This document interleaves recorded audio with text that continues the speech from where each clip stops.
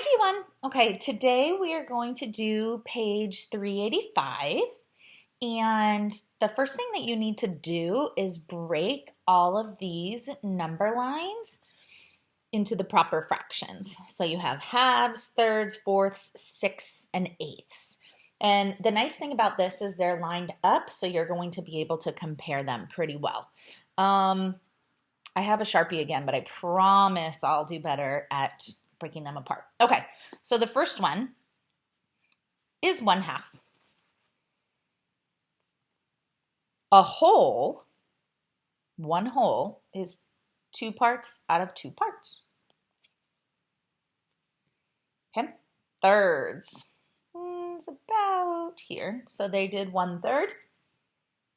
And then you have 2/3.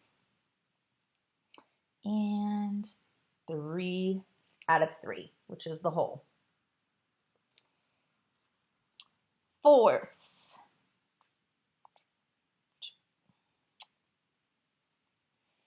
So you have 1/4, 2/4, 3/4, and 4 out of 4, which is the whole. Sixths. Now, this is tricky.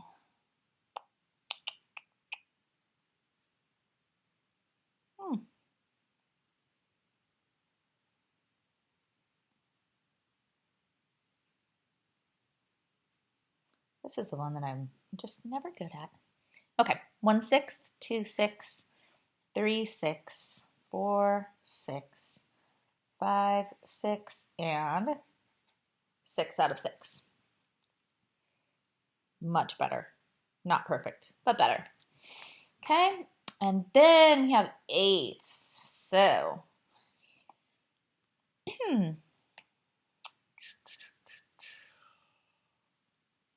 eighths are super tricky as well. Okay. And you will start seeing a pattern. So we have 2/8, 3/8, 4/8, 5/8, 6/8, 7/8, and 8/8. Okay. Now, the one thing that we're going to be talking about today is something called an equivalence chain. A chain is something that's all put together. Okay, so you're basically making a list. Think of it that way. Equivalence is equal. So what is equal? Write an equivalence chain with fractions that are equal to 2 out of 2. So 2 out of 2. What is equal to 2 out of 2? Well, 3 out of 3, 4 out of 4, 6 out of 6, and 8 out of 8. So you're just going to list that.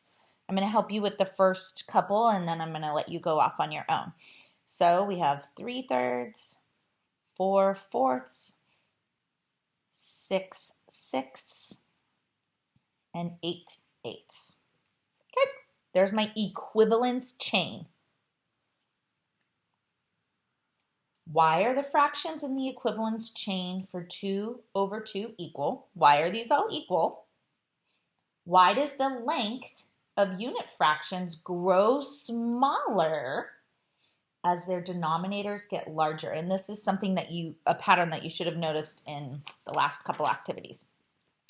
Okay, it's kind of hard to see because I used Sharpie and it bled through a little bit, but it says use your number lines from page 385 to write an equivalence chain. So you're going to find 1/2, and you're going to see what's equal to 1/2. There are no thirds that are equal to 1/2. But if you come down here, 2/4 is equal to 1/2. This is very similar to your fraction bars. Okay? 3/6 is equal to 1/2. 4/8 is equal to 1/2. Okay, so you have, this is one big long Snicker bar that you cut into 8 pieces for you and your 7 friends. But if you had 4 pieces of the Snickers bar, it'd be the same as having half of the Snickers bar, if that makes sense. Okay, so you're going to go through and you're going to find fractions that are equivalent to these. sorry, my computer's sliding down. Okay, then use what you have learned about equivalent fractions and comparing fractions. So you are going to look at these two different fractions right here and answer the questions. Answer the questions, answer the questions. Okay, pretty simple. But we're just trying to look at which fractions are equal and which fractions are not. All right, good luck. Let me know if you have any questions.